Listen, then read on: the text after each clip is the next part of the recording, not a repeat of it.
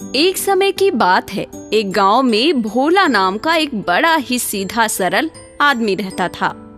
वो अपने नाम की भांति ही बहुत ही भोला भाला था। भोला केवट जाति का था और उसकी परिस्थिति भी काफी सामान्य थी। भोला राम जी का बहुत बड़ा भक्त था, अथवा उसका एक तकिया कलाम भी था। जब भी कोई उससे कुछ पूछता, वो सीधे बोलता, रघुनाथ जी जाने। वो राम जी के अलावा किसी को जानता ही नहीं था। गांव में रघुनाथ जी का मंदिर था, वो हमेशा वहीं आया जाया करता था। एक दिन भोला मंदिर से घर की ओर जा रहा होता है, तभी उसे गांव का एक व्यक्ति रोकता है। अरे भोला भैया, क्या हाल है? सब रघुनाथ जी की कृपा है भैया। अरे मैंने सुना है आपकी बेटी राधिका विवाह योग्य हो गई है, आप उसका विवाह क्यों नहीं करा देते? मैं तो कोशिश कर रहा हूँ, बाकी रघुनाथ जी जाने। वो तो ठीक है भोला भाई, लेकिन पिता का भी एक फर्ज होता है। भैया कोशिश में तो लगा हुआ हूँ, बल्कि एक लड़का भी देख आया हूँ और वहाँ बात भी तय हो गई है।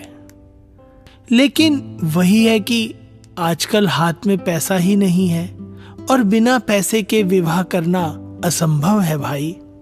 भोला भाई, यहाँ एक सेठ हैं गिरधारी लाल, उनसे आप विवाह के लिए रुपया उधार ले लो। विवाह के बाद कमाकर रुपया चुका देना, कम से कम बिटिया का विवाह तो होगा। तुम सही कह रहे हो भाई, मैं अभी जाकर उनसे बात करता हूँ। काम बना तो ठीक, नहीं तो रघुनाथ जी जाने। व्यक्ति की बात मानकर भोला केवट सेठ गिरधारी के पास गया कुछ रुपए उधार मांगने। राम राम सेठ जी। राम राम भोला, राम राम। आओ बैठो, बताओ कैसे आना हुआ? सेठ जी, मेरी बिटिया विवाह योग्य हो चुकी है और उसके विवाह के लिए 2 लाख रुपए उधार चाहिए थे। 2 लाख रुपए मिल जाएंगे भोला, मिल जाएंगे। लेकिन एक बात ध्यान रखना, उन 2 लाख पर मैं हर साल जब तक तुम पैसे नहीं चुकाओगे 20% ब्याज लूंगा। मंजूर है सेठ जी, सब मंजूर है।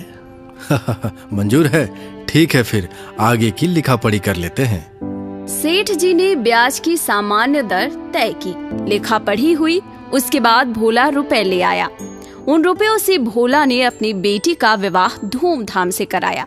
बेटी का विवाह हुआ, बेटी ससुराल को विदा हुई। उसके बाद भोला ने घर छोड़ दिया और ज्यादातर समय गांव के रघुनाथ जी के मंदिर में बिताने लगा। उधर दूसरी तरफ वो काम के कर्जे का पाई पाई बटोरने लगा। 1 साल के अंदर ही उसने सभी पैसे बटोर लिए और वो रुपया लेकर सेठ जी को वापस करने पहुंच गया। सेठ जी राम राम। सेठ जी, ये लीजिए आपके पैसे, 20% ब्याज के साथ, जैसा आपने बोला था। अरे वाह भोला, तुमने तो पैसा समय से पहले चुका दिया। बढ़िया है, चलो मैं इसकी रसीद बना देता हूँ कि तुमने मुझे सूद समेत सारे पैसे लौटा दिए। लो भोला, पढ़ लो, क्या लिखा है इसमें? सेठ जी, रघुनाथ जी जाने, मैं कुछ नहीं जानता कि क्या लिखा है। मैं ठहरा अनपढ़ गवार, आपने लिख दिया, इतना ही काफी है मेरे लिए। अरे ये भोला तो सच में बहुत भोला है। ये सही मौका है इसको पागल बनाने के लिए।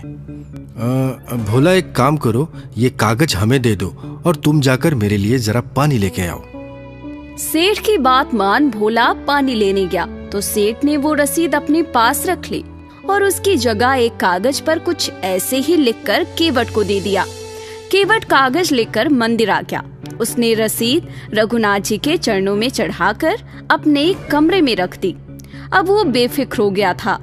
एक दिन भोला घर की ओर जा रहा होता है, तभी सेठ गिरधारी उसे रोक लेते हैं। अरे भोला, ओ भोला, रुको रुको रुको। हाँ सेठ जी, बताइए। अरे भोला, मैंने तुम्हें कुछ दिन पहले 2 लाख रुपए दिए थे, तुमने वो अभी तक लौटाए क्यों नहीं? अरे कैसी बात कर रहे हैं सेठ जी, मैंने वो पैसे तो आपको कुछ दिन पहले ही लौटा दिए थे और उसके बदले आपने मुझे एक रसीद भी दी थी, भूल गए क्या आप? अरे कैसी रसीद? मैंने कोई रसीद नहीं दी तुम्हें। देखो भाई देखो, ये भोला मुझसे पैसे लेकर लौटा नहीं रहा और मांगने पर इधर उधर की बातें कर रहा है। सेठ जी, आपको क्या हो गया है? आप झूठ क्यों बोल रहे हो? मैंने आपको पैसे लौटा दिए थे। हैं? मैं झूठ बोल रहा हूँ या तुम? मैं सच बोल रहा हूँ सेठ जी, आप झूठ बोल रहे हो, रघुनाथ जी की कसम। अच्छा, एक तो चोरी और ऊपर से सीना चोरी। तो फिर ठीक है, फिर तो अदालत में मिलना तुम। अब वहां देखेंगे कौन सच बोल रहा है और कौन झूठ। इसके बाद सेठ गिरधारी ने भोले के भोलेपन का फायदा उठाने के लिए उस पर मुकदमा कर दिया। अदालत ने दोनों पक्षों को बुलाया और कटघरे में खड़ा किया। हाँ बताइए, क्या समस्या है? जज साहब, इस भोले ने मेरे से 2 लाख रुपए लिए थे और अब वापस नहीं दे रहा। मांगने पर कहता है कि मैंने रुपया चुका दिया है। भोला, तुमने सेठ से उधार 2 लाख रुपया लिया था? हाँ जज साहब, मैंने पैसे लिए थे, लेकिन मैंने सारे पैसे सूद समेत सेठ जी को लौटा दिए हैं। आपके पास इसका कोई सबूत है? हाँ जज साहब, मेरे पास सबूत है। इन्होंने मुझे कागज में सब कुछ लिख कर दिया था। ये लीजिए। ये कोई सबूत नहीं है, इसमें तो कुछ लिखा ही नहीं है। जज साहब, मैं झूठ नहीं बोल रहा हूँ, मैं सच बोल रहा हूँ जज साहब। मैंने इनको सारे पैसे लौटा दिए थे। इसके बदले में इन्होंने मुझे इसी कागज पर सब कुछ लिख के दिया था। ठीक है भाई, रो मत। तुमने जब सेठ जी को रुपया दिया था तो क्या तुम्हारे और सेठ जी के बीच में कोई तीसरा था? सत्य कहता हूँ जज साहब, मैंने जब सेठ जी को रुपये दिए थे तो मेरे और सेठ जी के बीच में रघुनाथ जी के अलावा कोई तीसरा नहीं था जज साहब, कोई तीसरा नहीं था। ठीक है, तुम जाओ और अगली तारीख पर आना। लगता है रघुनाथ कोई गांव का व्यक्ति है जो इन दोनों के लेन देन में शामिल था। जज साहब ने सोचा कि रघुनाथ कोई केवट के गांव का रहने वाला आदमी होगा। उन्होंने अपने खर्चे से रघुनाथ के नाम पर समन जारी कर दिया। चपरासी पूरे गांव में समन लिए घूमा, लेकिन उस गांव में रघुनाथ नाम का कोई आदमी ही नहीं था। चपरासी परेशान हो गया। इसी दौरान उसे एक व्यक्ति मिला। अरे भैया जरा रुको, इस गांव में रघुनाथ नाम का कोई व्यक्ति रहता है क्या? इस गांव में रघुनाथ नाम का तो कोई नहीं है। हाँ, लेकिन वहाँ गांव के भीतर रघुनाथ जी का एक मंदिर है। आप वहाँ देख लेना एक बार। अच्छा, तो चलो वहीं जाकर पता करता हूँ। चपरासी समन लेकर जैसे तैसे रघुनाथ जी के मंदिर में पहुँचा। चपरासी ने देखा कि मंदिर में भी कोई नहीं है। हे भगवान, यहाँ भी कोई नहीं है। एक काम करता हूँ, ये समन राम जी के चरणों में रख देता हूँ, बाकी अब भगवान जाने। चपरासी समन रघुनाथ जी के चरणों में रखकर चल देता है। अगली तारीख आई तो सब न्यायालय पहुँचे। कल हमने एक समन रघुनाथ जी को भिजवाया था। रघुनाथ जी आए हो तो उपस्थित हो जाए। जज बिना जाने रघुनाथ जी के नाम की आवाज लगवाने लगी। रघुनाथ जी हाजिर हो। तभी एक बूढ़ा आदमी धीरे धीरे चलता हुआ गवाह के कटघरे में आके खड़ा हो गया। उस बूढ़े आदमी को देख भोला हाथ जोड़े खड़ा हो गया, क्योंकि वो समझ गया था कि वो बूढ़ा व्यक्ति और कोई नहीं, स्वयं राम जी हैं। आप ही रघुनाथ जी हैं? जी हाँ जज साहब, वैसे तो मेरे अनेकों नाम हैं, उनमें से एक रघुनाथ भी है। तो बताइए, जब भोला ने सेठ जी को पैसे दिए तब आप वहाँ थे? जी हाँ जज साहब, मैं वहीं था। इसका कोई प्रमाण? हाँ प्रमाण है, मैं बताता हूँ आपको। गिरधारी सेठ की अलमारी में 4 नंबर बही खाते की एक रसीद पड़ी है। आप वो रसीद मंगवा लें, उसमें सब साफ साफ लिखा है। ये सुन साहूकार सन्न रह गया। जज ने चपरासी को साहूकार के घर भेजा। चपरासी साहूकार के घर गया और वो रसीद ले आया। जज साहब ने जब वो रसीद पढ़ी तो उसमें सब साफ साफ लिखा हुआ था। जज साहब ने सेठ को दोषी पाया, उसे सजा दी और भोला को बरी कर दिया। ये सब होने के बाद गवाह के वेश में आए राम जी भी वहाँ से चले गए। अब जज साहब ने भोला को अलग से बुलाकर पूछा, भोला, क्या ये रघुनाथ जी तुम्हारे गांव में रहते हैं? मैंने बहुत से गवाह देखे, पर जैसा रोमांच मुझे इन्हें देखकर हुआ वैसा कभी नहीं हुआ। हाँ जज साहब, रघुनाथ जी वही है जिनका मेरे गांव में मंदिर है। क्या इन्होंने मंदिर बनवाया है? लेकिन वेशभूषा से लगता नहीं है कि इनके पास इतना धन होगा। साहब, मंदिर उन्होंने नहीं बनवाया, बल्कि साहब ये वो हैं जो मंदिर में विराजते हैं। क्या? मैं समझा नहीं। जज साहब, ये स्वयं रघुनाथ भगवान है। और मैंने इन्हीं की बात की थी, और आज ये मुझे बचाने के लिए एक बुजुर्ग व्यक्ति का भेष बदलकर अदालत में आए और मेरे लिए गवाही दी। आज मुझसे बड़ी भूल हो गई। मेरे आगे भगवान खड़े रहे और मैं बैठा रहा। जज साहब को ये सोचकर बहुत पीड़ा हुई। उन्होंने अपना पद त्यागा और वृंदावन में आकर बस गए। एक समय की बात है, किसी गांव में भोला नाम का एक लड़का रहता था। अपने नाम के अनुरूप वो बहुत भोला भाला था, लेकिन साथ ही उसमें आलस भी कूट कूट कर भरा था।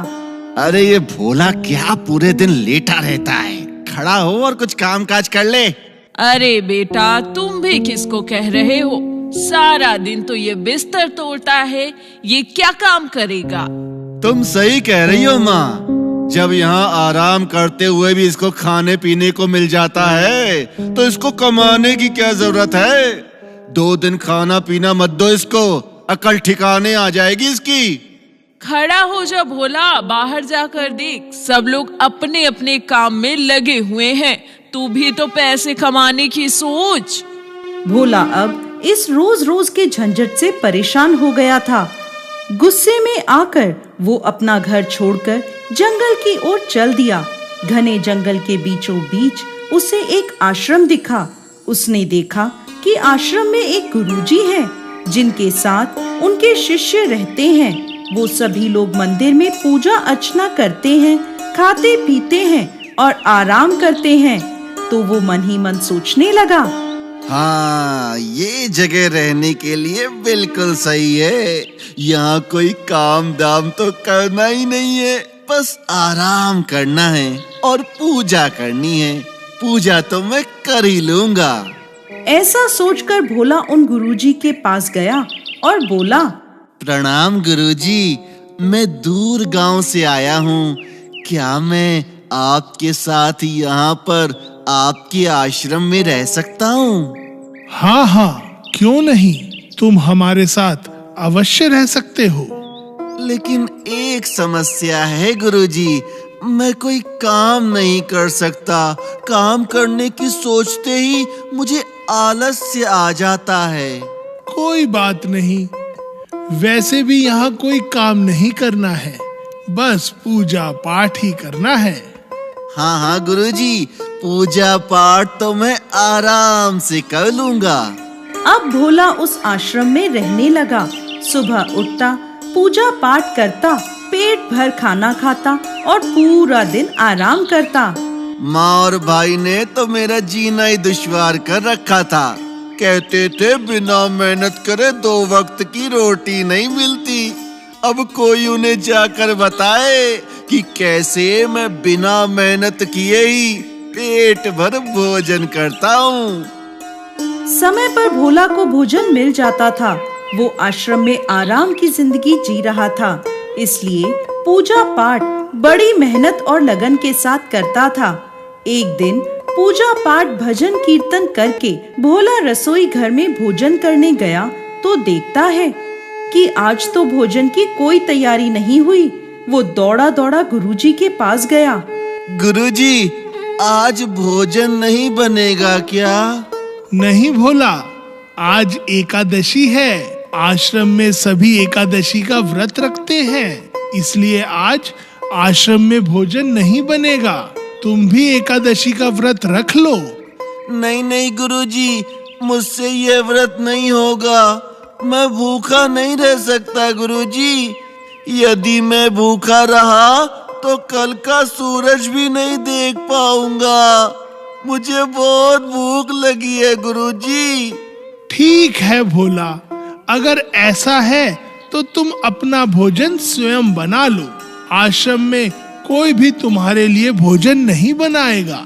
ये सुनकर भोला सोचने लगा, कोई बात नहीं, आज एक दिन मैं अपने हाथ से ही बनाकर भोजन कर लेता हूँ। ठीक है गुरुजी, मैं अपना भोजन स्वयं ही बना लूंगा। अच्छा, तो तुम एक काम करो, रसोई से लकड़ी, आटा, दाल, सब्जी, जो सामान तुम्हें चाहिए वह सब ले लो और नदी के उस पार जाकर भोजन तैयार कर लो। एक बात याद रखना, भोजन करने से पहले भगवान राम को भोग अवश्य लगाना। जैसी आज्ञा गुरुजी, प्रणाम। अब भोला सारा सामान लेकर नदी के उस पार भोजन बनाने जाता है। जैसे तैसे भोजन तैयार करता है।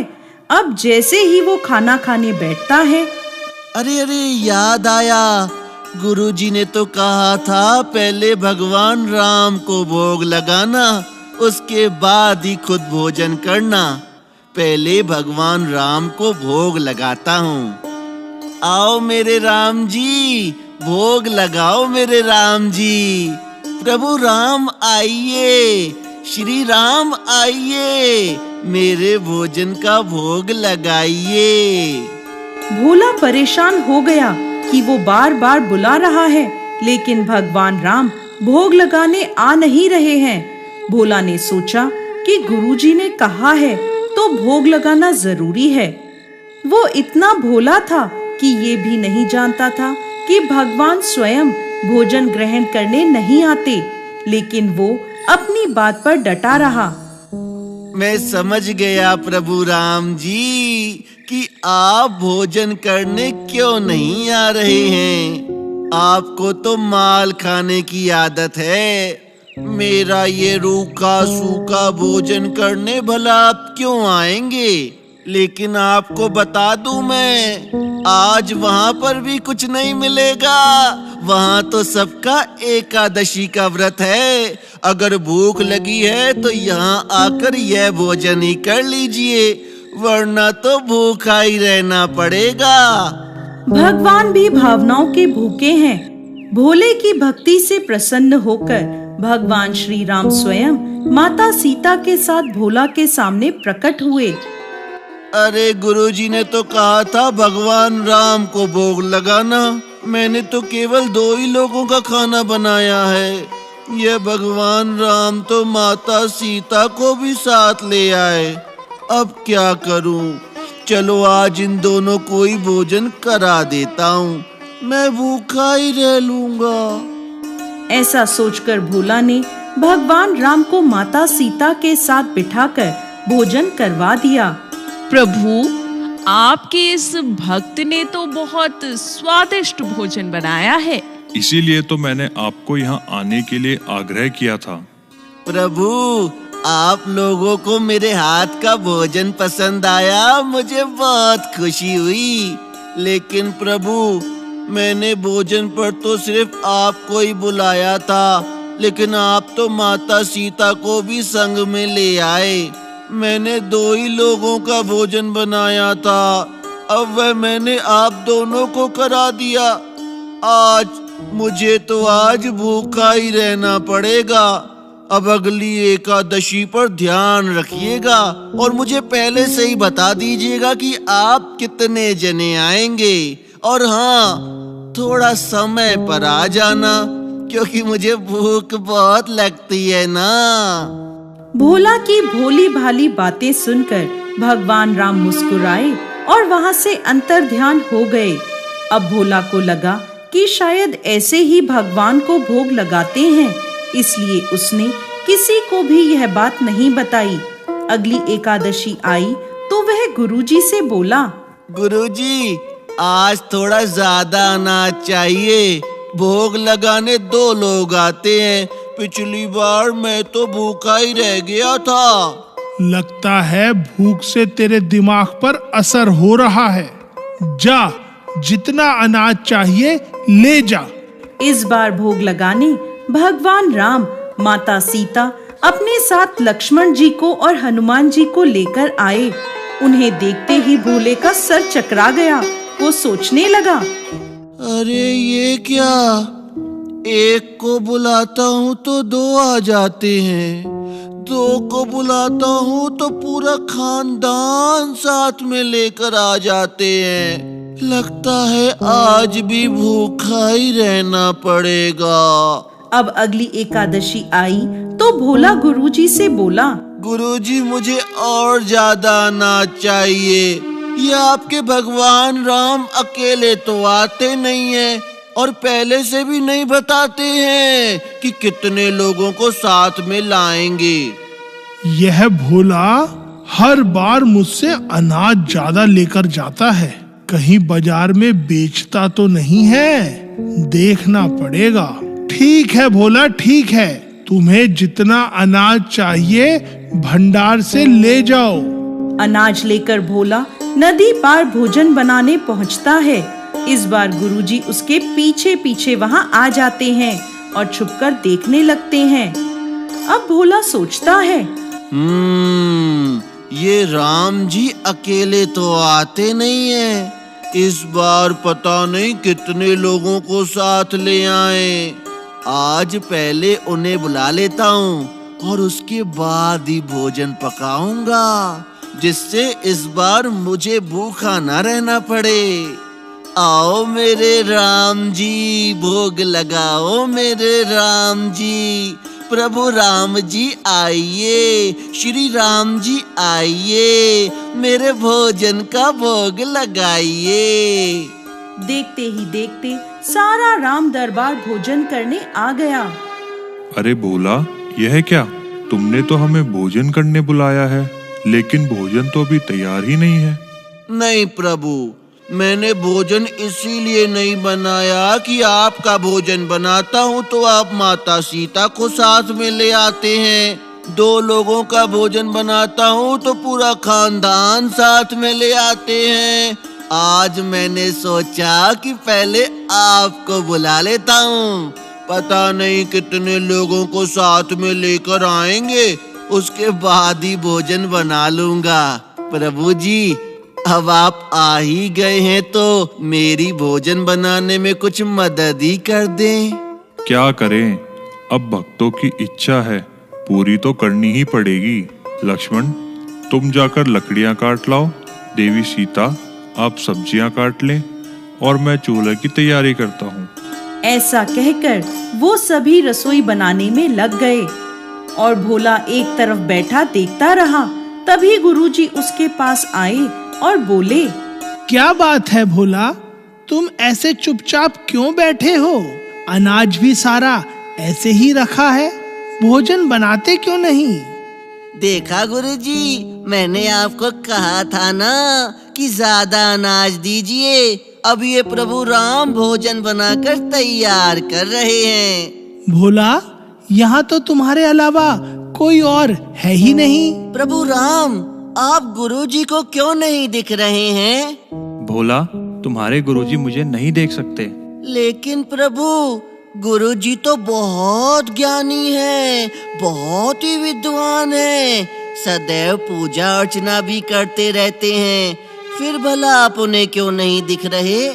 माना कि गुरुजी बड़े हैं, लेकिन वह सरल नहीं हैं तुम्हारी तरह, इसीलिए मैं उन्हें नहीं दिख सकता। सही कह रहे हो भोला तुम। मैंने सारी विद्याएं पाली, लेकिन तुम्हारी तरह मन की सरलता नहीं पाई। हे प्रभु श्री राम, मेरी आपसे यही विनती है प्रभु, मुझे अपने दर्शन देकर कृतार्थ करें प्रभु, कृतार्थ करें। तभी प्रभु श्री राम गुरुजी के सामने प्रकट हो गए और गुरुजी को भी दर्शन दिए। इस तरह एक भक्त के कहने पर भगवान श्री राम ने रसोई भी बनाई। जय श्री राम।